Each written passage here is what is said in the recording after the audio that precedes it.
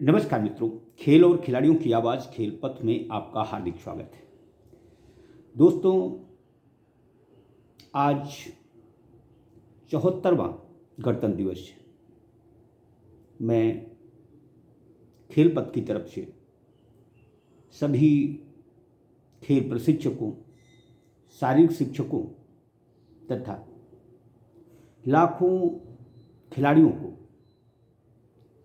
गणतंत्र दिवस की हार्दिक बधाई और शुभकामनाएं देता हूँ।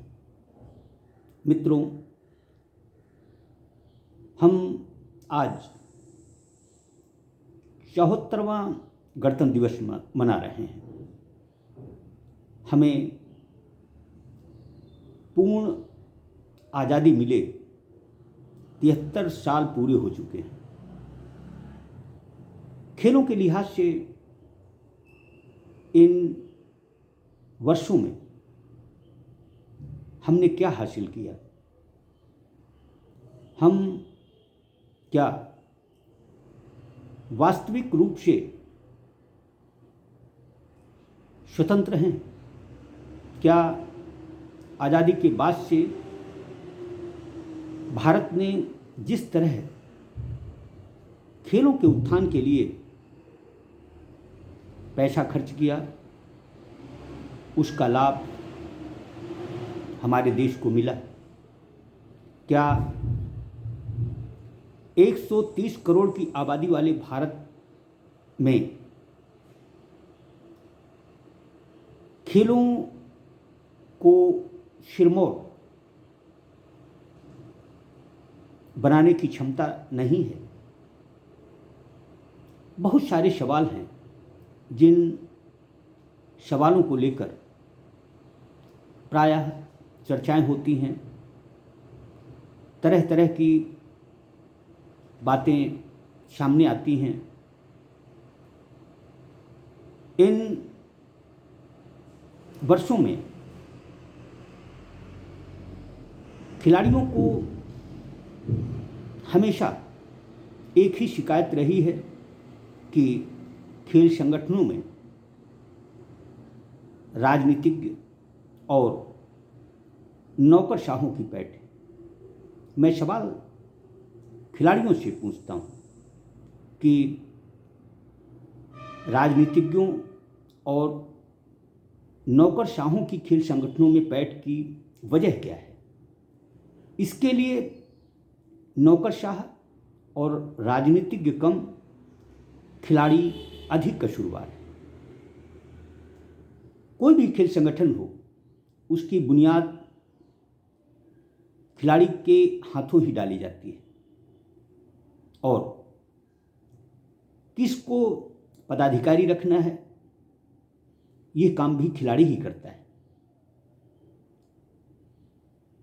यदि खिलाड़ियों को राजनीतिज्ञों, नौकरशाहों से परहेज है, तो उन्हें आखिर संगठनों में तरजीह क्यों दी जाती है? इसकी वजह खिलाड़ी ही है। दरअसल राजनीतिज्ञों और नौकरशाहों को खेल संगठनों में इसलिए शामिल किया जाता है ताकि आयोजनों में सहूलियत हो। यही सहूलियत का लालच एक दिन खिलाड़ियों को ही संगठन से दूर कर देता है। पिछले कुछ समय से कुछ मामले इतने संगीन सामने आए हैं जिनको लेकर हर किसी को यकीन नहीं होता। दो खेमों में खिलाड़ी ही बढ़ चुके हैं। दिसंबर के अंतिम दिनों में हरियाणा की एक महिला खेल प्रशिक्षक ने खेल मंत्री पर यौन शोषण के आरोप लगाए। उसके बाद उसी हरियाणा की पहलवानों ने भारतीय कुश्ती संघ के अध्यक्ष ब्रजभूषण शरण सिंह पर यौन शोषण के आरोप लगाए। वर्ष 2022 में ही एक महिला खिलाड़ी ने तब भारतीय ओलंपिक संघ के कोषाध्यक्ष रहे और अब उत्तर प्रदेश ओलंपिक एसोसिएशन के सचिव आनंदेश्वर पांडे पर यौन शोषण के आरोप लगाए। 2022 में ही कई खिलाड़ी बेटियों ने प्रशिक्षकों पर यौन शोषण के आरोप लगाए। यौन शोषण के इन आरोपों के बाद समूचे राष्ट्र की दुनिया में किरकिरी हुई। अब आरोप प्रत्यारोप के इस दौर में जिस तरह से खिलाड़ी तरह तरह के अनर्गल आरोप प्रत्यारोप लगा रहे हैं, उससे खेलों का भला होने की बजाय खेलों का नुकसान हो रहा है। केंद्रीय खेल मंत्रालय ने भारतीय कुश्ती संघ को चलाने के लिए ओवरसाइट कमेटी का गठन किया है। इसी तरह से भारतीय ओलंपिक संघ ने इस मामले की जांच के लिए 7 सदस्यीय समिति बनाई है। अब खिलाड़ियों को इन समितियों पर भरोसा नहीं है। दरअसल यह विडंबना की बात है कि हम जांच से पहले ही जांच की निष्पक्षता पर सवाल उठाने लगते हैं। इससे ये साबित होता है कि राजनीतिज्ञ और नौकरशाह कम खिलाड़ियों के शोषण, यौन शोषण के मामले में सबसे ज़्यादा कसूरवार ही खिलाड़ी हैं। भारतीय कुश्ती संघ में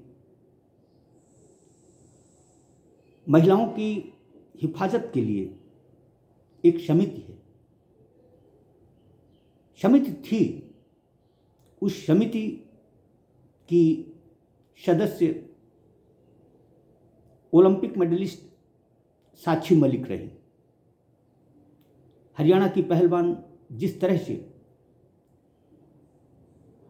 ब्रजभूषण शरण सिंह पर यौन शोषण के आरोप लगा रही हैं या प्रशिक्षकों पर यौन शोषण के आरोप लगाए जा रहे हैं, सवाल ये उठता है कि यदि लंबे समय से महिला पहलवानों का यौन शोषण होता था तो साक्षी मलिक ने इस पर संज्ञान क्यों नहीं लिया।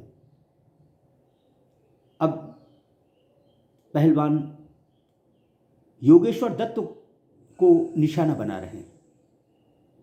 ओलंपिक मेडलिस्ट योगेश्वर दत्त की कुश्ती को दिए गए योगदान को कमतर नहीं माना जा सकता। योगेश्वर दत्त ने जो भी बातें कही हैं उनके नेतार्थ हैं।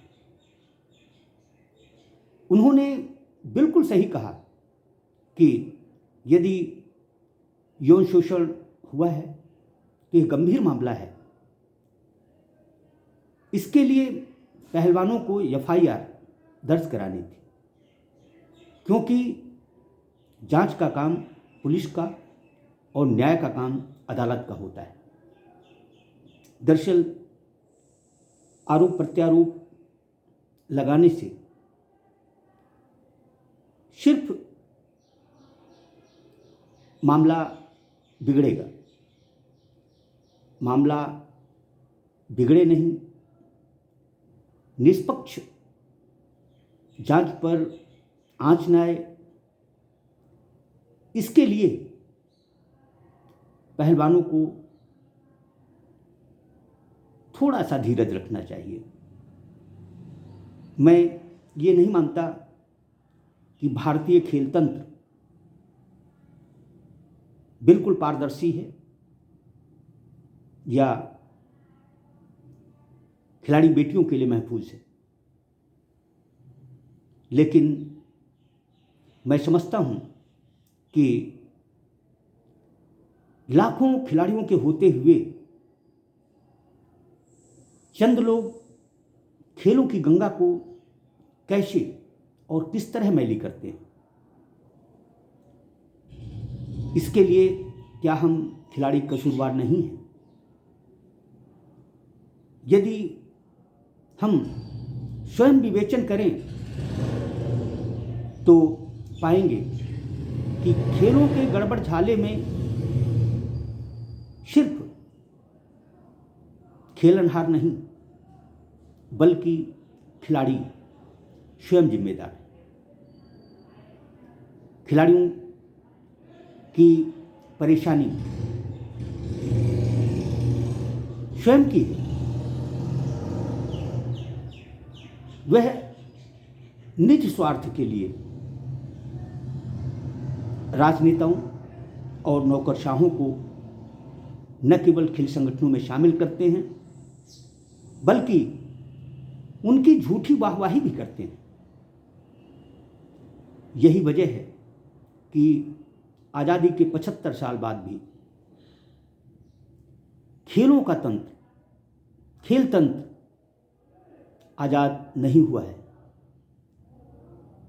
उसे पूरी आज़ादी नहीं मिली है। यही कारण है कि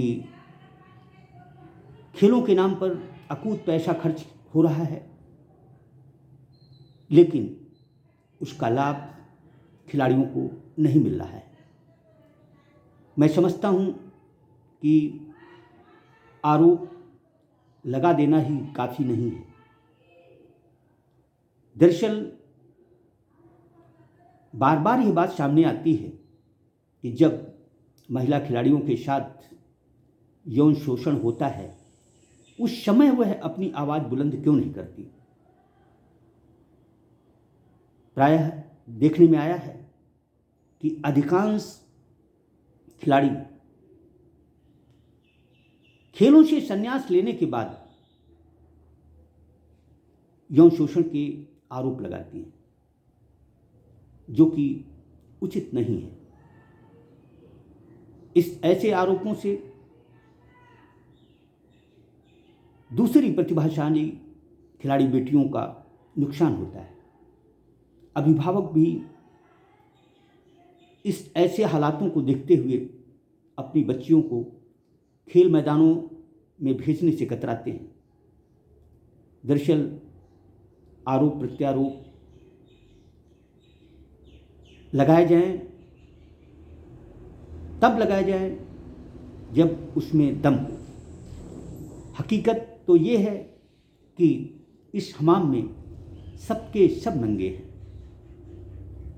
इसमें खिलाड़ी भी अपने को बेदाग नहीं कह सकता। जय हिंद, जय भारत।